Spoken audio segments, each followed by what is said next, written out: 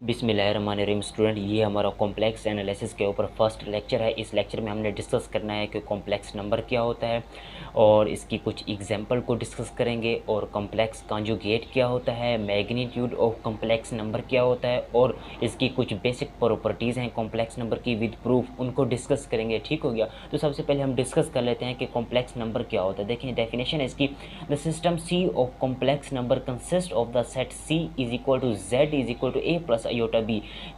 इसमें जो सी आपको नज़र आ रहा है ये कॉम्प्लेक्स नंबर का एक सेट है, उसको डिनोट करने के लिए हम इस सी को लिखते हैं। ठीक हो गया। ये सी ये रिप्रेजेंट कर रहा है कि कॉम्प्लेक्स नंबर के सेट को। ठीक हो गया। जिसमें z is equal to a plus iota b होता है। ए और बी यहाँ से रियल नंबर में से होते हैं, कोई दो रियल नंबर होंगे। ठीक हो गया। इसे हमने इक्वेशन नंबर 1 का नाम दिया हुआ है। And two binary operation called addition and multiplication defined for any z1 equal to a plus iota b and z2 is equal to c plus iota d. यानी कि z1 और z2 कोई दो हमारे पास कॉम्प्लेक्स नंबर हैं, उसमें हमने addition और मल्टीप्लिकेशन को किस तरह से डिफाइन करना है। देखें सबसे पहले एडिशन, तो z1 प्लस z2 इक्वल करेंगे। z1 की वैल्यू ये है, आपने कोई से भी लेट कर लेनी है, a plus iota b plus z2 की वैल्यू ये है, आपने यहाँ पर पुट कर देनी है।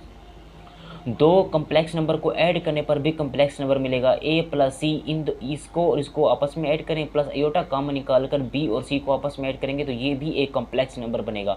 यहाँ जहाँ पर लिखा हुआ है for all z1 z2 belong to C, और ये जो आपको सी नज़र आ रहा है ये कम्प्लेक्स नंबर के सेट को रिप्रेजेंट करता है। ठीक हो गया। ये इस तरह यानी कि उनकी एडिशन करेंगे तो फिर भी कोई ना कोई कम्प्लेक्स नंबर मिलेगा, अगर उनकी हमने मल्टीप्लिकेशन की तो फिर भी कोई ना कोई कम्प्लेक्स नंबर मिलेगा।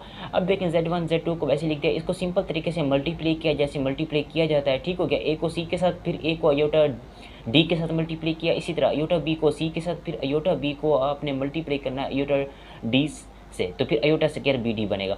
अब यहाँ से देखें आयोटा स्क्वायर क्योंकि माइनस 1 के इक्वल होता है तो ए सी और ये b t minus b t एक साथ आ जाएंगे। यहाँ से आयोटा कॉमन लेंगे तो A D plus B C आ जाएंगे, यानी कि फिर भी कोई ना कोई कॉम्प्लेक्स नंबर बनेगा। तो यहाँ पर z1 और z2 कहाँ से होंगे, कॉम्प्लेक्स नंबर के सेट में से होंगे। ठीक हो गया।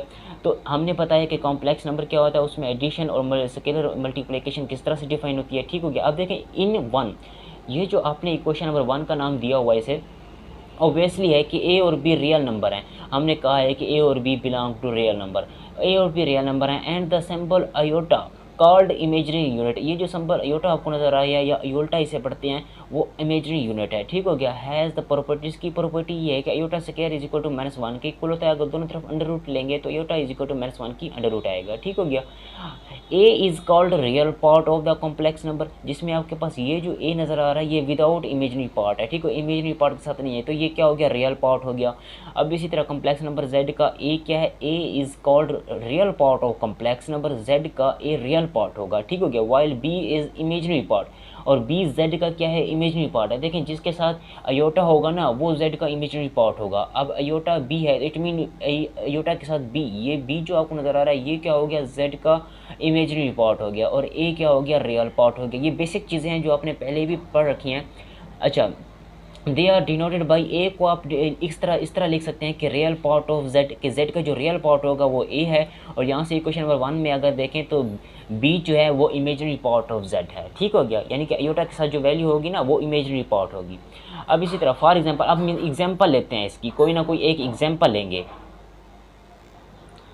फॉर एग्जाम्पल मिसाल के तौर पर देखें, the complex number z is equal to 3 + 2 iota. आपने बताना है कि इसमें रियल पार्ट कौन सा है और इमेजनरी पार्ट कौन सा। ठीक हो गया। हैज़ द रियल पार्ट 3, जिसके साथ आयोटा नहीं होता वो रियल पार्ट होता है, तो 3 क्या हो गया, रियल पार्ट हो गया। और इमेजनरी पार्ट क्या हो गया, 2 हो गया, क्योंकि आयोटा के साथ 2 आ रहा है, इट मीन 2 हमारे पास क्या हो गया, इमेजनरी पार्ट हो गया।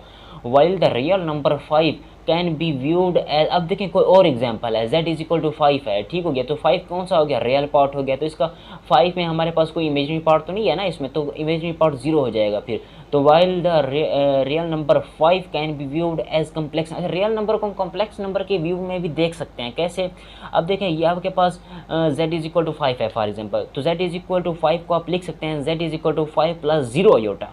जो आपके पास 0 होगा वो क्या होगा, इमेजनरी पार्ट होगा, और जो 5 होगा वो कौन सा होगा, रियल पार्ट होगा। ठीक हो गया। तो इट मीन रियल नंबर को हम कॉम्प्लेक्स नंबर की फॉर्म में भी लिख सकते हैं। z is equal to 5 having the real part 5 and imaginary part 0, ये इस तरह लिखा हुआ है। देखें जरा बात को समझें, ये आपके पास z है। ठीक हो गया। इस तरह से z इज़ इक्वल टू, ये आपके पास z इज़ इक्वल टू अगर 5 है तो आप इसे कुछ इस तरह से भी तो लिख सकते हैं कि z is equal to 5 + 0 iota complex number की फॉर्म में, ठीक हो गया, जिसमें आपके पास ये जो 5 है वो रियल पार्ट ऑफ z है, z का क्या है, रियल पार्ट ऑफ z है, वाइल जो आपके पास 0 है वो क्या है, इमेजिनरी पार्ट ऑफ z है, ठीक हो गया। इस तरह से आप इसको, यानी कि ये आपके पास क्या था, ये आपके पास रियल नंबर था, अब इसको रियल नंबर को आपने कॉम्प्लेक्स नंबर में भी लिख दिया। इट मीन वही बात कहने की कोशिश कर रहा हूँ कि रियल नंबर को कॉम्प्लेक्स नंबर की फॉर्म में भी हम लिख सकते हैं। अब यहाँ पर एक इंपॉर्टेंट रिमार्क है, इसको डिस्कस करते हैं। देखें, 1 we say that z is real, z real होगा अगर b इक्वल टू 0 हो जाए हमारे पास। कैसे, देखें इक्वेशन नंबर में अगर b को आप 0 पुट कर दें, ठीक हो गया, इक्वेशन में जिस तरह अब यहाँ पर देखें, ज़रा बात को समझें, ये आपके पास इक्वेशन नंबर 1 है ना, ये इसमें अगर b आपके पास 0 हो जाता है तो ये z के पास क्या रह जाएगा, सिर्फ a रह जाएगा। इट मीन अगर b 0 हो जाता है तो z के पास सिर्फ रियल नंबर a रह जाएगा। अगर a 0 हो जाता है तो z के पास सिर्फ आयोटा b हो जाएगा, जो कि जाएगा जो प्योरली इमेजिनरी पार्ट होता है, ठीक हो गया। तो यहाँ पर हमने वही रिमार्क में डिस्कस किया हुआ है, देखें समझें। We say that z is real if b is equal to 0, अगर b 0 हो जाए तो डेफिनेटली z रियल हो जाएगा फिर, while it is pure imagery, अगर जबकि ये प्योर इमेजरी होगा अगर a 0 हो जाए, यानी कि फिर उसके पास रियल नंबर तो कोई नहीं होगा, इमेजरी पार्ट होगा फिर। So in above example we observe that the set of real numbers can be consider as a subset of set of complex number. जैसा कि मैंने आपको बताया कि जो आपके पास रियल नंबर होते हैं उसे आप कॉम्प्लेक्स नंबर की व्यू में भी देख सकते हैं, ठीक हो गया। तो इसमें जो आपके पास रियल नंबर होंगे वो फिर क्या होंगे, कॉम्प्लेक्स नंबर के सबसेट हो जाएंगे फिर। तो इस वजह से वो यही कहा गया है कि real number can be viewed consider as a subset of set of complex number, ठीक हो गया। अब फिर यहाँ पर क्या होगा, फिर आगे एक और इम्पॉर्टेंट बात इन्होंने डिस्कस की हुई है, वाइल इमेजनरी पार्ट 0। अब देखें जब इमेजनरी पार्ट 0 होगा ना, इमेजनरी पार्ट, तो इसमें जब इमेजनरी पार्ट 0 हो जाएगा तो जो रियल नंबर है, जैसे कि अभी मैंने एग्जांपल में बताया कि जो रियल नंबर होते हैं वो आप उसको कॉम्प्लेक्स नंबर की फॉर्म में भी लिख सकते हैं अगर आपके पास वो इमेजनरी पार्ट 0 हो जाए तो, ठीक हो गया। तो इस तरह से आप इसे लिख सकते हैं। देखें मैंने यहीं पर चीज़ें बिल्कुल सेम वही डिस्कस की हुई हैं यहाँ पर भी। अब एक और रिमार्क का पार्ट 2 है। देखें यहाँ पर कॉम्प्लेक्स नंबर का जो सेट है उसे सी से डिनोट करते हैं, ठीक हो गया। ये सेट सी डिनोट कर रहा है सेट ऑफ कॉम्प्लेक्स नंबर को, जिसमें सारे के सारे कॉम्प्लेक्स नंबर पड़े हुए हैं। The C can not be given order properties. अब ऑर्डर प्रॉपर्टीज़ को जो कॉम्प्लेक्स नंबर का सेट होता है वो नहीं होता, ऑर्डर प्रॉपर्टीज़ में नहीं होता। उसका क्या मतलब, देखें the given any two complex number Z1 and Z2, कोई से दो कॉम्प्लेक्स नंबर हमारे पास अगर गिवन हो Z1 और Z2, we do not know which one is greater और स्मॉलर देन अदर। अब देखें कोई भी दो अगर हमारे पास कॉम्प्लेक्स नंबर होना, वो ऑर्डर प्रॉपर्टीज़ में हम उसको डिनोट नहीं कर सकते, हम नहीं बता सकते कि कौन सा बड़ा है उसमें से कौन सा छोटा है, ठीक हो गया। कॉम्प्लेक्स नंबर की ऑर्डर प्रॉपर्टीज़ को हम डिस्कस नहीं कर सकते, ऑर्डर प्रॉपर्टीज़ नहीं होती। अब यहाँ पर देखें however two complex number Z1 is equal to x1 plus iota y1, ये एक कॉम्प्लेक्स नंबर है, ठीक हो गया, plus Z2 is equal to x2 plus iota y2, ये एक दूसरा कॉम्प्लेक्स नंबर है आपके पास, ठीक हो गया। अब ताहम ये दो कॉम्प्लेक्स नंबर इक्वल हो सकते हैं अगर ये जो रियल पार्ट आपस में इक्वल हो जाएं और इमेजनरी पार्ट आपस में इक्वल हो जाएं। इस तरह x1 इक्वल हो जाए x2 के, y1 इक्वल हो जाए y2 के, तो दो कॉम्प्लेक्स नंबर को इक्वल कह सकते हैं, लेकिन उनकी ऑर्डर प्रॉपर्टीज़ नहीं होती, ठीक हो गया। तो यहाँ पर ये डिस्कस किया। अब एक और इंपॉर्टेंट डेफिनेशन को डिस्कस करेंगे। देखें कॉम्प्लेक्स कॉन्जुगेट क्या होता है, या कॉन्जुगेट ऑफ कॉम्प्लेक्स नंबर क्या होता है। कॉम्प्लेक्स कॉन्जुगेट Z, या इसे कॉम्प्लेक्स कॉन्जुगेट कहें या Z बार कहें, आपकी अपनी मर्जी है, ठीक हो गया। Z bar of Z is equal to x plus iota y, यानी कि जो कॉम्प्लेक्स नंबर है उसका जो कॉम्प्लेक्स कॉन्जुगेट है वो क्या होगा, is the complex number defined by, देखें Z, अब ये जो Z होता है ना, Z is equal to x plus iota y, इसका कॉम्प्लेक्स कॉन्जुगेट क्या होगा, या ये जो कॉम्प्लेक्स नंबर आपको नज़र आ रहा है इसका कॉम्प्लेक्स कॉन्जुगेट क्या होगा वो डिस्कस करें। देखिए Z के ऊपर बार लगाएंगे, इस तरह भी बार लगाएंगे, बार हटाने के बाद जो आयोटा के साथ जो साइन होगा सिर्फ वही चेंज होगा, Z के साथ bar is equal to x minus iota y आ जाएगा, ठीक हो गया। तो इसका ये मतलब होता है कॉम्प्लेक्स कॉन्जुगेट का। अब रिमार्क को डिस्कस करें इसके। देखें फ्रॉम द डेफिनेशन ऑफ, किसकी डेफिनेशन, कॉम्प्लेक्स कॉन्जुगेट की, कि Z bar is equal to x minus iota y हो, we have real part of Z फिर इक्वल होता है x is equal to Z plus Z bar divided by 2। अब ये कैसे आया सर, इसको डिस्कस करते हैं। देखें तो जब हमारे पास कोई दो कॉम्प्लेक्स नंबर हो ना, इस तरह से देखें, ये यहाँ पर मैं आपको समझाने की कोशिश करता हूँ। देखें हमने लेट किया हुआ है ना कि Z इक्वल है x प्लस आयोटा y के, तो मैं लिखता हूँ Z is equal to x plus iota y के, और अगर मैं इसका कॉन्जुगेट लूँ, या इसका मैं बार लूँ तो क्या आएगा, x माइनस आयोटा वाई आएगा, यानी कि जो आयोटा होता है उसके साथ साइन चेंज हो जाता है। तो यहाँ पर क्या किया हुआ इन्होंने, दो कॉम्प्लेक्स, एक कॉम्प्लेक्स नंबर को और एक कॉन्जुगेट ऑफ कॉम्प्लेक्स नंबर को ऐड किया हुआ है। तो यहाँ पर इन दोनों को आपने क्या करना है, ऐड कर देना। तो किस तरह से ऐड करेंगे, देखें z plus z bar equal to, इनको और इनको ऐड करें, x प्लस आयोटा वाई, ठीक हो गया, plus x minus iota y.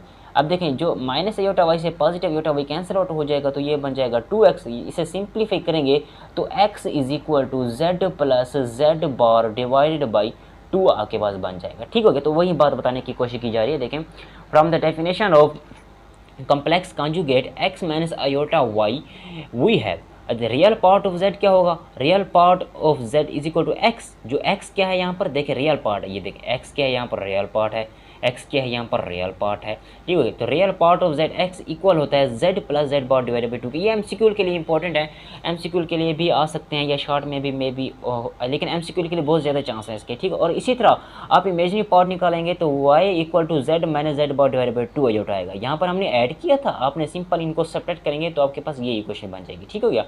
अब देखें if z is equal to real, अगर z रियल हो जाए तो मीन z इक्वल हो जाएगा z, अगर z रियल हो तो z इक्वल होता है z कॉन्जुगेट के। क्या मतलब है इसका, देखें अगर z रियल हो जाए ना, यहाँ पर देखें अगर यहाँ पर z रियल हो जाए, यानी आयोटा वाई 0 हो जाए, यहाँ पर भी 0 हो जाए, तो इट मीन ये और ये इक्वल हो जाएंगे। फिर किस तरह, ये देखें ये इसको 0 पुट कर दें, y को 0 पुट कर दें, यानी कि z हमें रियल चाहिए, तो मीन ये हमारे पास आयोटा वाई नहीं होगा, ये भी नहीं होगा, तो इट मीन ये z बार भी इक्वल है x के और z भी इक्वल है x के, इट मीन z इक्वल है z बार के, ठीक हो गया।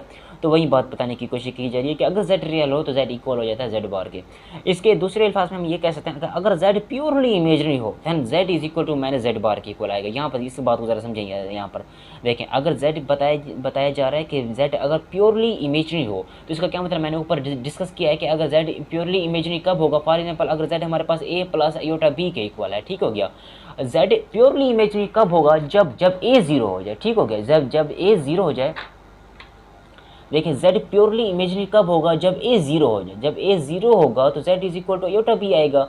अब z की वैल्यू है पड़ी, इसका कॉन्जुगेट क्या होगा, तो कॉन्जुगेट ऑफ z इक्वल होगा माइनस आयोटा b के, ठीक हो गया। तो इट मीन आप इसे दोनों के इक्वल तब करेंगे, z प्योरली इमेजनरी है तो z इक्वल होगा z बार के। क्या मतलब है इसका, देखें यहाँ पर z की आपके पास कौन सी वैल्यू है, आयोटा b है, तो ये माइनस को मैंने वैसे लिख दिया। अब z बार किसके इक्वल है, माइनस आयोटा b के, ठीक है। तो ये इक्वल हो जाते हैं आपके पास, iota b is equal to iota b के, ठीक हो गया। इस तरह से मैं आपको समझाने की कोशिश की जा रहा हूँ। अब देखिए अगर z कोई कम्प्लेक्स नंबर है, फॉर एग्जांपल z हमारे पास गिवन है a प्लस आयोटा b के, ठीक हो गया। तो या प्योरली इमेजनरी कब होगा, जब रियल पार्ट 0 हो जाए, तो z is equal to iota b, ये आपके पास कौन सा पार्ट है, अब purely imaginary part, purely imaginary है, ठीक हो गया। अब इसका आप कॉन्जुगेट लेंगे तो माइनस आयोटा b आएगा। अब ये इक्वल अगर z प्योरली इमेजनरी है तो z इक्वल होता है माइनस जेड बार के, क्योंकि वैल्यू को पुट करेंगे तो दोनों इक्वल आते हैं, ठीक हो गया। नेक्स्ट डेफिनेशन है हमारे पास the magnitude of complex number. देखें मैग्नीट्यूड, देखें ये आपके पास z क्या है, x plus iota Y, it mean z complex number है। इसकी जो मैग्नीट्यूड होगी उसे किससे डिनोट करते हैं, z मॉड से। वो आपके पास मैग्नीट्यूड ऑफ कम्प्लेक्स नंबर क्या होगी, रियल होगी और नॉन नेगेटिव नंबर होगा, इट मीन नेगेटिव में नहीं होगा, वो पॉजिटिव होगा और वो रियल होगा। देखें इस तरह से इसका जो आपके पास मॉडुलस लेंगे ना, इसका दोनों तरफ मॉडुलस, तो x का स्क्वायर हो जाएगा और यहाँ पर आयोटा छोड़कर आयोटा के साथ जो इमेजनरी पार्ट है उसका स्क्वायर हो जाएगा, फिर उसकी अंडर रूट, ठीक हो गया। तो इसका ये मतलब है।